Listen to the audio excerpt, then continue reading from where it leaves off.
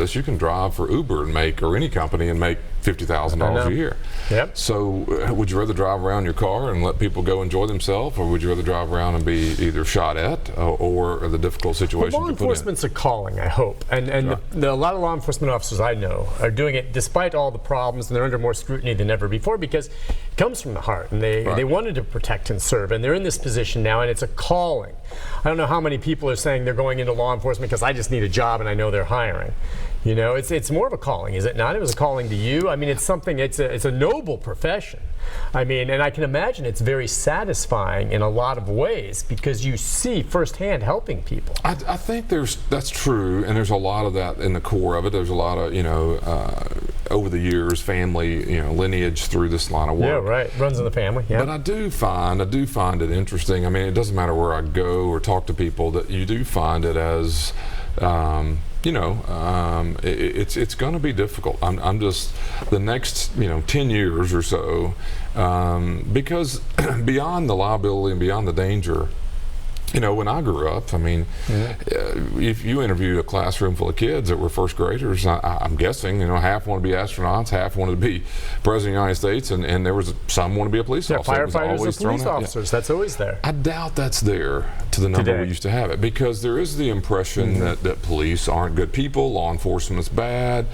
And that wasn't necessarily there 25, 30 years ago. That doesn't mean that there weren't bad police back then. It just wasn't exposed, maybe. The flip side of it is our country's very cynical. I mean, God knows, everything has critics now, and maybe that's healthy down the road too. But it's hard for me to imagine young people seeing it as the way I grew up and thinking of it as, I thought of it as something that people respected and looked up to, and maybe for reasons that police and law enforcement have hurt ourselves reputation wise. But I don't know. I mean, we talk about it all the time. We used to beg for money, now we're begging for people. I know. And I did a story, I think it was last week, where the sheriff in Macon County had some vacancies, and Red Boiling Springs has 5 officers. He hired 4 of them to go to the sheriff's department. Wow. Just like that. And I'm like, well, what did the police chief think of that? And he goes, oh, I hired him too. Just left 1 there. Now, I don't know. There's been talk of some politics behind the scenes and issues why, but the bottom line was the sheriff too said, look, no hard feelings. They applied. I didn't poach them. They applied and I hired them, and it was a better paid job. And until they hire new ones, I'm going to continue to send deputies there to help monitor and respond to calls in Red Boiling Springs. But he literally hired from a city in his own county 4 of their 5 police officers, including the chief. That's amazing. To move in. And it was just indicative. He's just like, look, I mean, all of a sudden I go, why? And he goes, look, I had 4 people who are, like you said, qualified, certified, post-certified, coming to me, and it's hard to find that. What am I going to do? Say no? And again, they came to me, and if I don't, they may go somewhere else anyway. They know the area. I'm going to hire them. And all of a sudden, poor Red Boiling Springs, it was kind of like, where's our police department? We have 1 fellow left. The guy at the bottom of the chain bumped up to interim police chief just like that. It's kind of worked out for him. But it was that kind of desperation. I don't know. Now, do you hire from the PD sometimes, or just go the other direction? I'm sure it can go back and forth. Yeah, their officers make more than ours, and so I think it's $3,000 or $4,000. Usually that's what it comes down to, money. Yeah, and we have more going to them obviously than coming to us. But we hire from we pull from everywhere. We have a lot of Department of Corrections people. Even we have a lot of other county law enforcement folks, and I think some of that's good because it moves around. I mean, I was having this conversation maybe a week ago, but. I sound so old when I say this, but it feels like yesterday when you had to live in the county to work here. Now think about that. I mean, that was in '96. You had to live in the county in which you work. Which I could see some wisdom in why they would do that. It's your own neighborhood, so it maybe means more to you. But think about what it would do to us now. I mean, the truth is, I was in favor. I liked it when it was the county. I mean, half of our employees live out of the county now. Half the government's employees. because they can't afford to live here. Yeah. So if you limited us to saying you have to recruit from here and you're paying what we're paying, there's no way you get anybody to work. And so, I mean, we're in Memphis recruiting right now. We're all over Clarksville. We do all sorts of work, and the military's always been a really good feeder for us. And I mean, if you limited this to Davidson County for what it costs to live in this county, you couldn't hire anybody. Be able to. So thank goodness a lot of that's changed, but it's also now we're recruiting into Kentucky and everywhere else. Yeah. When truthfully, and it's still hard. The question is, then we'll take a break, and the question beyond that, and we'll take calls from viewers as well, is at what point does the lack of available candidates and the shortage get to the point where it truly develops into a public safety issue? I mean, some would say maybe you're already there, but at what point where if the PD in any city, be it Metro or others, or the Sheriff's Department, cannot attract and they're spread thin and this city continues to grow, at what point does that affect the safety of you and the public, and how do you address that? And then the whole issue of whether or not you start privatizing law enforcement and the issues that come along with that. Look, we'll take a break. We'll come back with more and his thoughts on that, as well as Joe and Cindy and others. If you're on hold, stay there. We'll get to your calls right after this.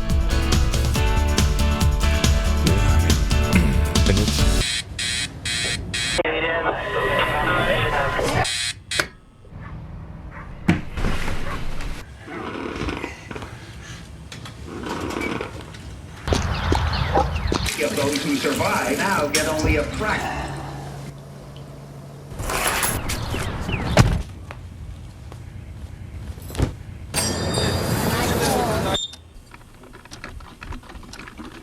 National Girl Scout line now how. If I get low, then I call Mojo. Got the latest project for the promo.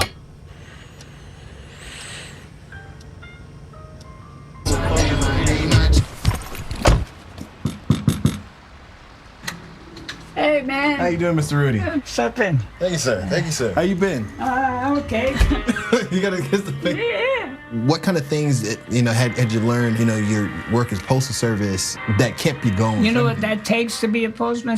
You gotta love the people. Right. To me, Meals on Wheels is the most wonderful thing. You guys coming in and I see you and you talk to me for a few words and all that. I think that's great. That's the food of life. For a little bit. Yeah.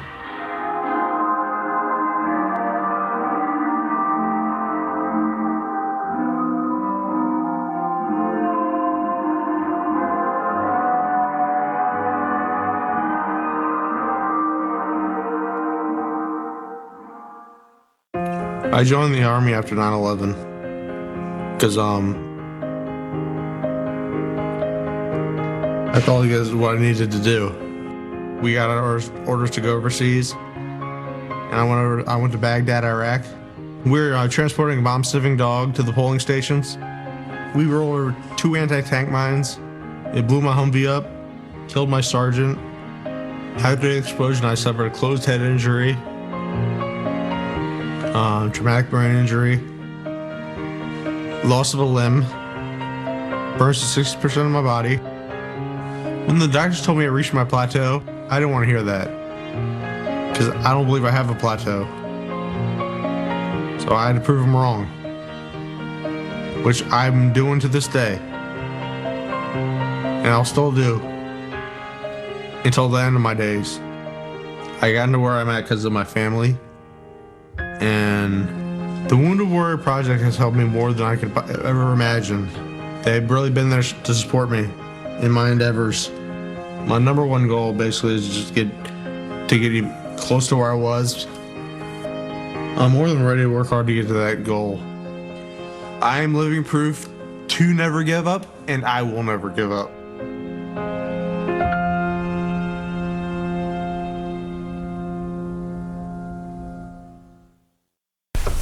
All right, we are back on Morning Line. Our guest this morning, Davidson County Sheriff Daron Hall. We'll open up the phone lines now, 737-7587. If you have questions or comments for him about the jail, law enforcement, or the like in Davidson County or otherwise, he is, again, someone who's wired into the law enforcement community on a lot of levels. Feel free to ask a question. We'll go to Joe first. Joe, good morning. How are you? Good morning, Nick. Good morning, Sheriff. Joe. Good morning, Joe. What I'm going to say is no reflection on the Sheriff's Department or the Metro Police Department. But, you know, I still say that the Metro style of government is out of date. I mean, we've got some real problems here, and I know the sheriff's budget, he's probably not going to get what he wants, but Metro government is 2.5 times in debt more than the state of Tennessee is. Now, where is the money going? It's not going to the sheriff's department. It's not going to the police department. We're 185 officers short. You know, I noticed on this, I think it was yesterday, before yesterday, somebody suing Metro government in the Edge Hill community because they're saying they're not getting enough protection out there from MDHA. But yet, when they tried to build the Metro Police Department on Jefferson Street, they said, no, we don't want it out here. There's too many police out here now. So what are you going to do to satisfy these folks? But you can't, correction officers, I think starting salary now is like $21,000 or $25,000 a year. That's not even living wage. And I know the sheriff department pays better than that, and they're losing a lot of Metro policemen that are leaving the police department and going to these other departments, and some of them going to the sheriff department. I don't blame them. What do you start your deputies at when they're beginning off? So we about 38, and you'll 38, okay. you hit 40 right after you graduate from the training. So you're going into your job at $40,000. And by the way, that's Nashville, and it's the Davidson County Sheriff's Department. It's different in every county, and I know for a fact that we talked about this last time you were on. A deputy, I think it was in Decatur County, just saved a man from a burning car. Has a family and needs to make a wage. He was making $12-something a year. I was stunned. I think it was in that realm, or maybe it wasn't 12-something a year. Maybe it was more something $12 an hour, or something ridiculous. All right, I think it was more $12 an hour. But I mean, just for what he's doing, and I'm like, you've got to be kidding. I mean, there's some people working in fast food. I think Chick-fil-A starts you off sometimes at $13 an hour, which is a good wage at Chick-fil-A for sure. But I'm just saying, for a deputy, I was like, you got to be kidding me. I have a 25-year-old son, and he finished college, came home, and we were doing some math. He got a job, and he was moving along, and just a year ago.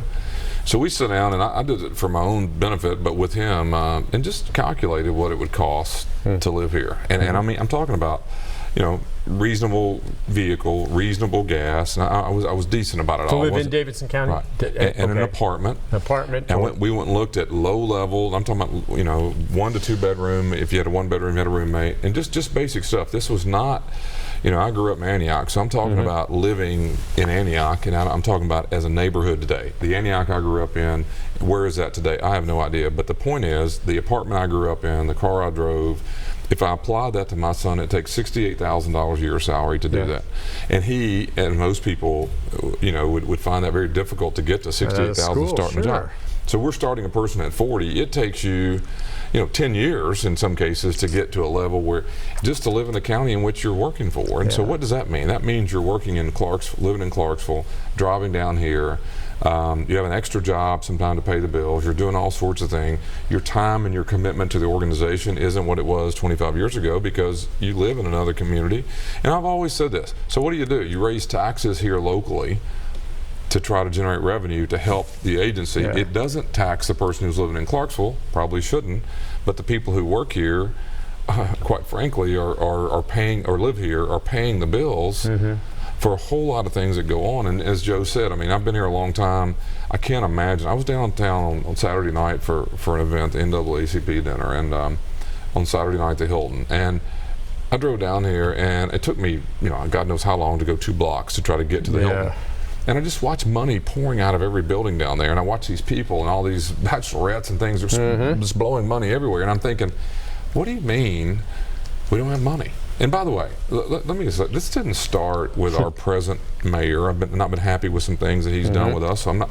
But this wasn't his. He hasn't been there long enough to start. The problem started before that, and it hasn't been fixed. And so whoever the mayor's going to be needs to stop and get our priorities straight. I mean, and our priorities should be financially get us in an orderly way, instead of worrying about what are, to me, way too many social issues that drag all the attention away. When you don't have the money, you can't afford affordable housing, you can't afford to welcome everyone to our community. We say all those things, but the truth is we can't afford to do it because we're mismanaging money. Yeah, and that was one of the big debates, or questions during the debate that Channel 5 hosted this past week at Belmont, where both candidates talked about that and really went that way. What was it? Now you made a couple headlines earlier. Was it this month or last month, talking about your budget and that was, you basically laid it out in terms of how much you've spent and what you want. What was that issue about?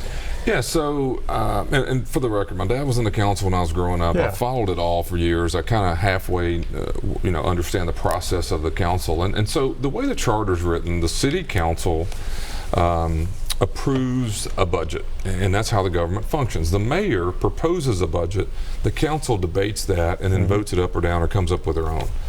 So what's happened the last 2 years that is unusual and had never happened before is that the mayor is proposing a budget, and way down in the small print of that budget is an amount of money called savings. I can't remember that. I'll think of it in just a second. But there's a savings amount that the mayor is proposing we will save as a government this coming year. Okay. So when the council just ignores that and approves that, once the budget is approved, then the mayor's office goes out and finds savings in these different departments and says, police department saved $2 million, sheriff's office you saved $600,000. And what's wrong with that is the council's job is to approve a budget, and if they want to cut the police department $2 million, do that publicly. Do that during the budget hearings. Instead, it's just general in that little attachment there, and then they can go back after the fact and just arbitrarily to say, sure, all right, $600,000 from you, and that frustrated you. Sure, and I mean, here's why. I mean, Councilman Mendez, for example, he tweeted something out, and I kind of confronted him about it just the other night. I said, look, your job as a council member is to approve a budget, and if you want the police department and sheriff's office cut $600,000, make that a part of the public discussion when we go in front of the public and the council. And if you believe those are cuts warranted, then you make that decision. You shouldn't pass that to an administrator, which is a department head in the government, making decisions about who deserves to be cut what. I mean, we're cutting more percentage-wise than the fire department. Why is that? I mean, I'm not saying we're better or worse. Who made that decision? And just so you know, the police department didn't make the cut of last year. Politically, that's what's been said. It's not true at all. The reason the police department saved $2 million was because of the question you asked just a minute ago. They can't find people to hire. They didn't save people.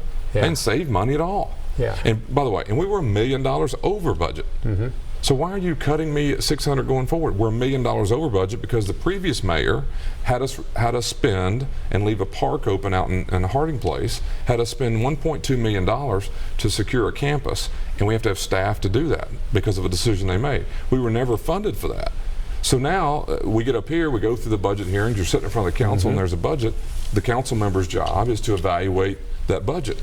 If you want to cut my budget, do that publicly. Tell me that's what you want to do, and let me explain to the public what you're doing and what the public safety risk is with making these types of cuts. You don't do that a week after. It happened a week after the budget was approved. We get a letter from the finance office saying, we want you to have projected savings of $600,000, therefore we're removing that from your budget. It's ridiculous. Yeah, and you're like, what? In the process, and by the way, forever that had never happened. And so the last 2 years, it's a sneaky way to find savings and to pass a budget that's not publicly discussed. It's not transparent at all. And people run around using that word transparency all the time. What they need to say is stand up and say, we believe the arts department needs to be cut and the police department needs to be cut and the sheriff's office. If you believe that, put that in a budget, vote it up or down. You don't have this thing called suggested savings and then go later and do it. And guess who's getting to do that? You're passing that to an administrator, the finance director of the city. So what that really means is it's $19 million this year, spread across the government, but no one knows who was getting what. So hypothetically, it very easily could have happened. The week after the budget's approved, we have a new mayor, let's say, whoever it is, and they won't look at it and go, you know what, I don't believe in the arts department. I don't even like, for that matter, I don't even think we need a beer board. I don't even think.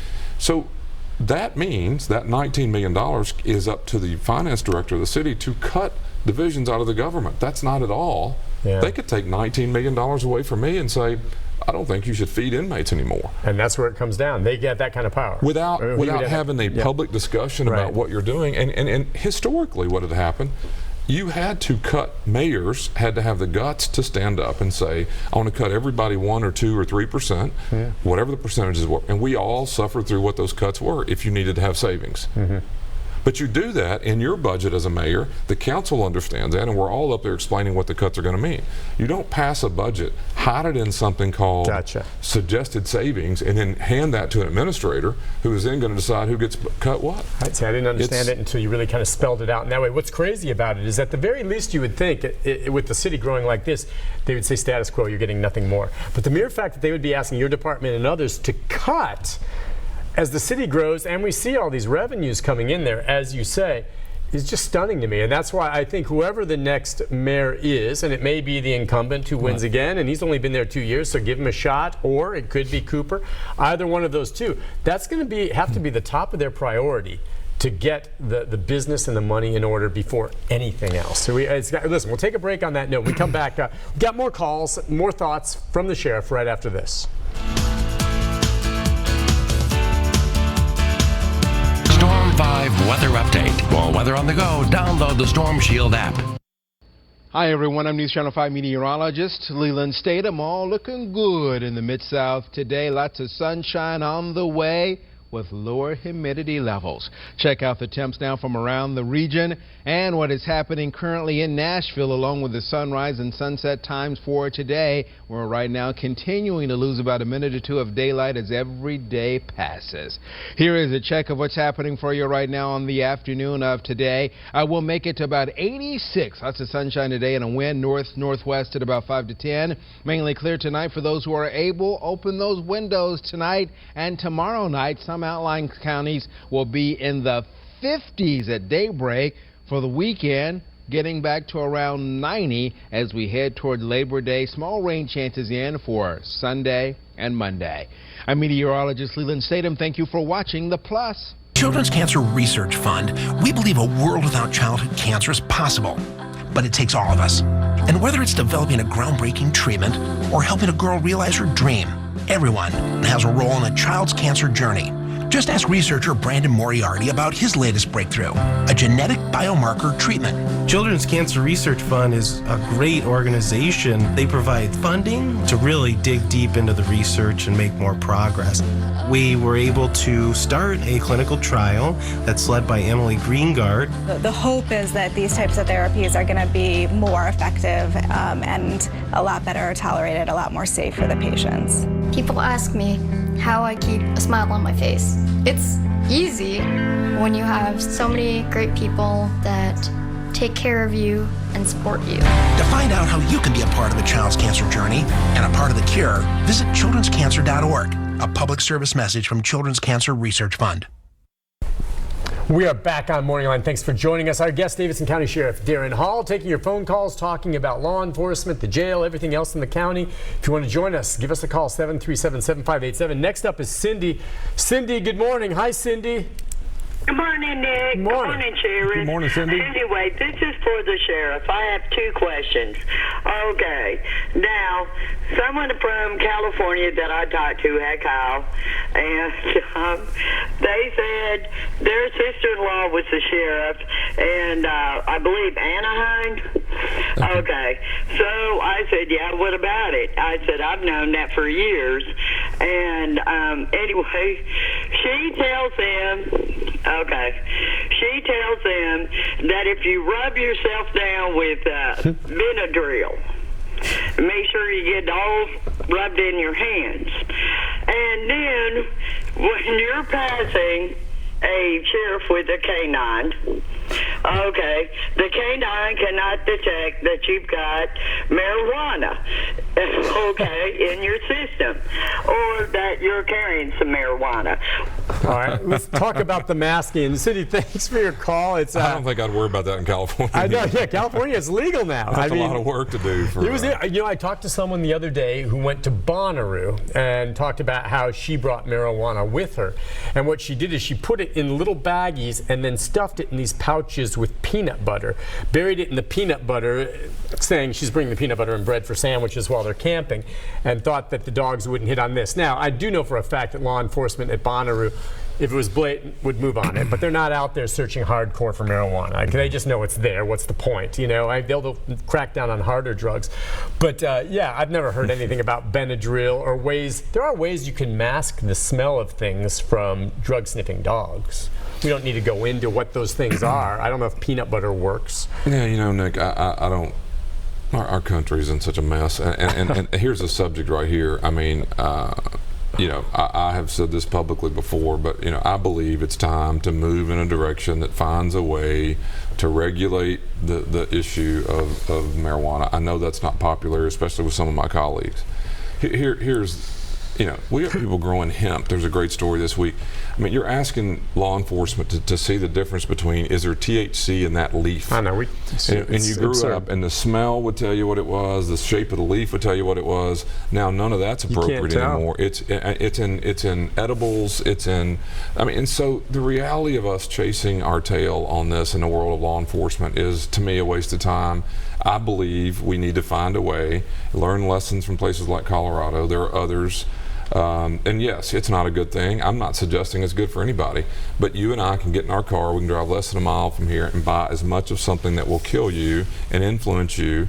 And that is taxed, it's regulated.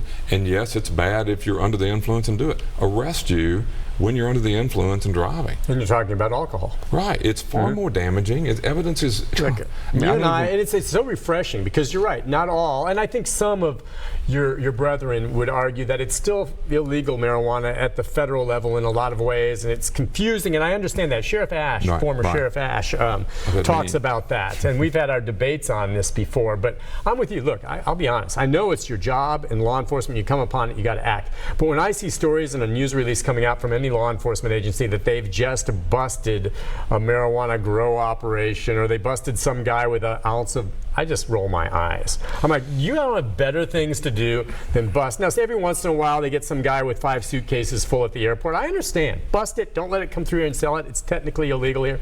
But I'm sorry, marijuana busts, I roll my eyes now. I really do. And again, not law enforcement has to do their job. But I'm with you. It's ridiculous. Well, it's ridiculous. And it's now so complicated on the officer side that you're making it. I mean, you can buy and sell hemp. CBD is in every product in this town.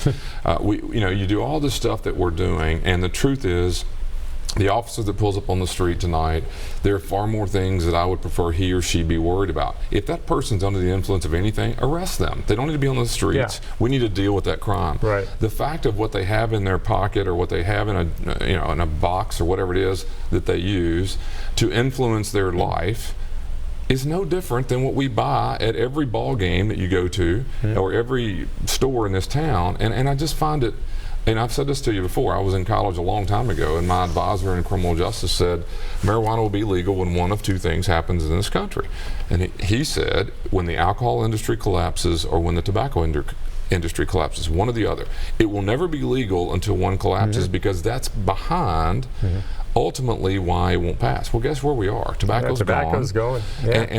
And again, I'm not proud of the fact. I'm saying as an officer in law enforcement trying to figure out the difference between a hemp plant and the smell and a gummy bear. No, well, they can't tell. The drug dogs will hit. I've had hemp in my vehicle that I've gotten when I've been doing stories where if we had been stopped by an officer with a drug sniffing dog, the dog would have hit on our car. Right. And they would think it's marijuana. And it's legal hemp cannabis grown in Tennessee with a license.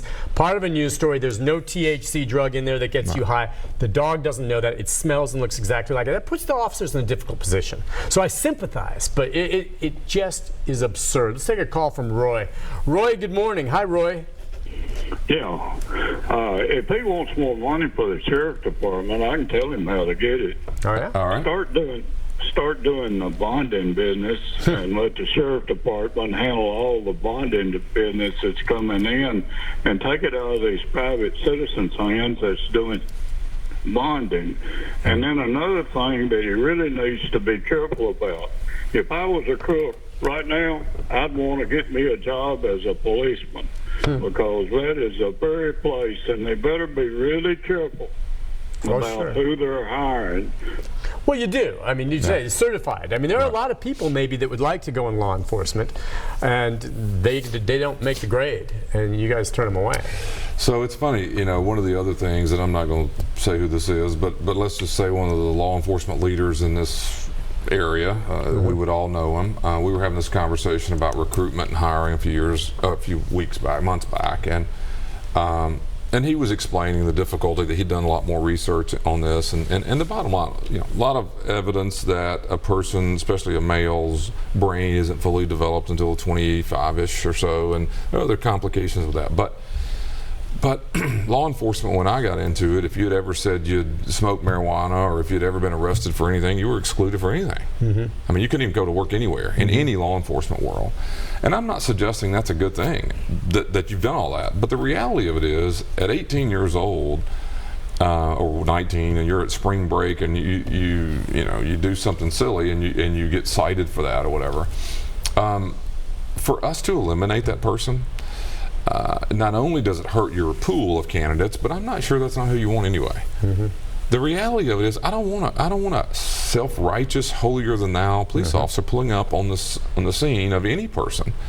I would rather someone understand the balance between the law I have to enforce. Exactly. And we unfortunately we push this kind of narrative that we want perfection in people, and I don't believe that's good to hire people that way, and I don't believe it's good to police people that way. And so I don't agree with Roy if he's saying that I'm sure there are bad police officers, there's bad people who call into talk shows, but the truth is it's our job to hire the best we can. When they make mistakes, hold them accountable. If the mistake is too severe, they can't work here. But to judge people for the mistakes they made at 18 and 19 and 20 and 21, and the common joke was, if we could just start hiring at 25 and just give you a blank, jokingly, a blank from back here, because we all did dumb things at those ages, and hired 25 and up. I mean, I've said this many a times. President George W. Bush couldn't work for me. Because he was arrested for DUI more than one time. I guess that's it. And again, he was president. No, and I do think what Roy is probably referring to as we go to the break was probably more the hardened criminal that obviously you would never consider, but you never know, they may be applying because they think there's openings and you can slide through. That's not the case. The fact that you are not able to find maybe as many qualified applicants that you would like doesn't mean you're lowering your standards to attract more. Those standards stay the same. And that's a difficult thing going forward too. I mean, marijuana is a great example, and I know we're not, but I mean, one of these days that's going to be an issue as to how many people have lost their jobs and how many people you disqualify because of those types of arrests. Right. If tomorrow it became legal, I'm making this up, would you be able to hire someone in law enforcement who was arrested for possession of marijuana 2 years ago? It was illegal when he did it, but today you see what I mean? It's a good question. We're going to have some changes as we move forward, whatever happens. And I wonder how other states have looked at that. Listen, we'll take a break. When we come back, Leanne and others, we'll continue our conversation right after this. Last 40 years, I have gotten injured people the money they need from insurance companies. Call Bart Durham Injury Law at 1-800-844-1712. I'm Bart Durham, a personal injury lawyer, and I'd be proud to be your lawyer. There is no single answer to securing your financial future. You need to look at it from every side. Get dependable advice you can count on every week with the Retirement Report on News Channel 5+. Experts on finance, taxes, and the legal system are ready to answer your questions. Don't wait to make a plan for your money. The Retirement Report, Friday mornings at 8 and at these encore times on News Channel 5+. Our son Arjun was 6 weeks old and already had his first intestinal surgery when he was diagnosed with cystic fibrosis. CF is a rare, genetic, life-shortening disease that affects every organ in the body and makes breathing difficult. At age 3.5, Arjun looks completely normal, but on his belly are scars from being in the operating room 9 times, which can be a reminder of our family's daily fight to extend his life. Please help us win this fight. Join families like ours for great strides, the Cystic Fibrosis Foundation's national walk in support of Arjun and all those living with CF. Every year, thousands of people lace up to raise money and awareness for CF. The CF Foundation has made amazing progress, but until CF stands for Cure Found, for all people with CF, including those like my son Arjun, we will not stop. The biggest reason I stride? Because I want Arjun to live a full and happy life. Visit CFF.org and sign up for a Great Strides Walk today. Lace up, walk, cure cystic fibrosis. Tractor-trailer accidents often result in really bad injuries and huge bills. That's why you need a lawyer experienced in tractor-trailer wrecks. Call Bart Durham Injury Law. I'm Blair Durham, and I am a personal injury lawyer. We are back on Morning Line. It's our final segment with Davidson County Sheriff Daron Hall. You know, one other question that Roy mentioned real quick before we get to Leanne's phone call was just regard to, we got to get into the bonding business. What's interesting about that, you've probably noticed it more and more now. All I know is I've got some folks that I've dealt with on stories in the past in the bonding business, and a lot of them are getting out of it because there's no money to be made because mediation now has taken it out, and instead of bonds and stuff, they're finding ways to keep people out of jail and all this. Have you discovered that yes, there are times people need bonds, but it's not nearly what it once was. Yeah, nationally, this whole subject is taking the wave. It's bail reform is what they're calling it, but in New York, I believe, there's no longer cash bail. California's trying to do away with it too. There's a lot of people doing that, and I don't know that Tennessee or Nashville ever get to quote illegal or making it illegal to have cash bail. Kentucky did that in 1972. It's where we're headed in the sense of you shouldn't have to pay money to get out of jail. Understand the Constitution. You have a right for bail, but you have a right for it not to be because you're poor you stay in jail. It's undue punishment because I can't afford to get out. That you and I did the same thing. We both had a bag of cocaine in our lap when the police pull us over. Right. Your girlfriend bonds you out for $10,000. I haven't had $10,000 in my life. So I can see where that's coming from on that. Now, the whole idea of bond, by the way, is to ensure that you just show up again, right? Is what it comes down to. But there's no evidence that money makes you do that. Yeah, and so, well, I mean, yeah, I guess, but we don't have a ton of people jumping bond, right? Well, so you don't have a ton of people who don't come back to court who don't have to put the money up. Okay. You and I. If they're out, I mean, your girlfriend puts $10,000 up. What if in some states they evaluate me? I work out here. I got a house somewhere. I live with my mom. Whatever. I'm not going to flee the city. So is that what they're doing now more and more? Why bonding companies in Tennessee aren't getting business because they're mediating and they're saying, okay, listen, you've got this court hearing, no bond. You're not going to be locked up, and we suspect you'll come back. Right. Because the public forget that what bond is about is are you going to show up? It's not whether you're guilty or not. Right. We've conditioned ourselves to believe you're guilty that night, and so therefore we're locking you up because you did this. No, that's not what we're about. The reality is, until you're convicted, that period of time you're supposed to be out of jail. But it's so different. The games that are played. I mean, look, for instance, we all know that several of these high-profile individuals, for instance, I don't know that they ever requested a bond. Is there one for, well, he could face the death penalty, but Travis Rankin, the Waffle House shooting. Look, I'm sorry. Yeah, he may have a trial, but we all know he did it, okay? So if he had, and everyone is entitled to a bond, if I'm the judge, guess what, buddy? Your bond's $5 million. Because there ain't no way, I know you're entitled to it, I'm going to give you any bond where you could possibly get out. Right. They're playing a game there because they know we can't let this killer out. Right. So so games are played within bonding all the time. Well, bond is for two reasons. It's based on two reasons. One, likelihood you'll appear in court, and the risk to the community. And you would argue, and I would too, that ranking. Yeah, for the very high-level ones, or Emmanuel Sampson, we knew. There's no question. That dude shot up the Antioch church. Period. End of story. Even before he went to trial. He's entitled to trial, but we're not letting him out. That's right. But let's go to what they're really worried about. These are cases down in the ranks. These are cases where there's drug cases and minor burglaries. And I'm not arguing whether they're guilty or not. I'm saying burglary charges where a car, radio, stolen, whatever. The point is, when that person is arrested and there is a bond, why does $10,000 put up, there's no evidence of this, by the way, make our community safer? Because you're going to be in the streets, right? And why does it assure that you're going to show up. There's no evidence that that works. So you're saying you're okay if bonding goes away and they go with that? I mean, my point is, I don't believe people should stay in jail because they can't afford to get out. That's just kind of the way our country is built. By the way, I've heard, and we'll get to Leanne here, but I've heard that there is no law on the books. You always hear, all right, the bond's $50,000. This person can get out if they post 5,000, 10%. That 10% is arbitrary, folks. Right. I have heard now of cases recently where bonding companies are so desperate for a little bit of money that they've lowered, no, you don't have to put up 10%. Just give me 3% and I'll back you up because I know you'll show up, but at least I can make some money here. Meaning that people, with some serious crimes are getting out for far less than 10% because the bonding company is so desperate to get paid for anything, they agree to do it for less than 10%. I find this interesting. There's a political debate around the country about privatization of prisons and for-profit hospitals and all this. Whatever you think about that, listen to what we're talking about. You got to pay money to prove you're innocent. Right. If you are. I mean, my point is, the arrest is not. Yeah, you're not guilty. Right, you have a right. Yeah, you're right. And it's just weird. Bonds has been around for as long as I can remember as a child, and it's like... it's big business. And it's big. Oh, there was a while there, and it's no longer this way, but for a while there, if you're a bond company and you're big, you're printing money. Big money. I mean, big money. Let's go to Leanne. Hi, Leanne. Yes. What's on your mind, Leanne? Yes, I have a question I wanted to know.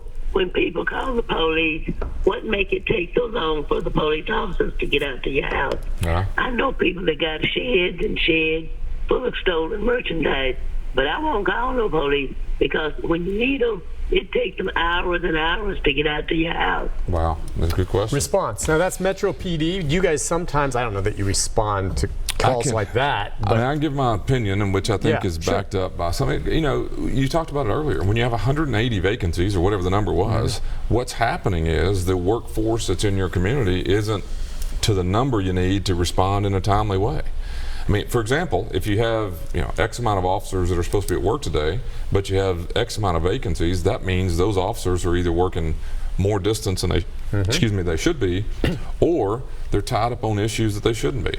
For example, I've said on this show before, in Nashville you have 110 accidents a day. These are civil accidents. I bumped into your car.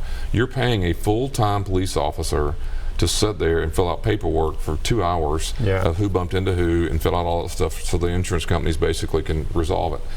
I don't believe fully trained, paid police officers should be doing that. Because what's happening is Leanne's wanting to know why they don't get to her house on time. It's because we don't have enough people in those jobs, and of those people, a lot of times they're doing tasks that is, and by the way, let's be fair, I bet Leanne can't get down here in a quick way anymore either. I mean, life has changed. It takes me just getting places because of traffic. But they're also triaging things too. Since they're shorthanded, Leanne may know of a garage full of stolen lawnmowers, and that's certainly something worth looking into. But on the other hand, these police are going to respond to the shootings or the crises, the emergencies. That's hardly an emergency. It's a crime and they should respond, right? I mean, that's it. They're going to have to decide what. Now, with regard to that, one of the earlier callers mentioned about a lawsuit being filed, I think, against the Edge Hill. They're suing the city. The woman is suing the city because of her husband who was shot and killed in this Edge Hill community. And she's holding the city partially responsible. Of course, the gunman is the one who's really responsible first. But saying this was a high crime area.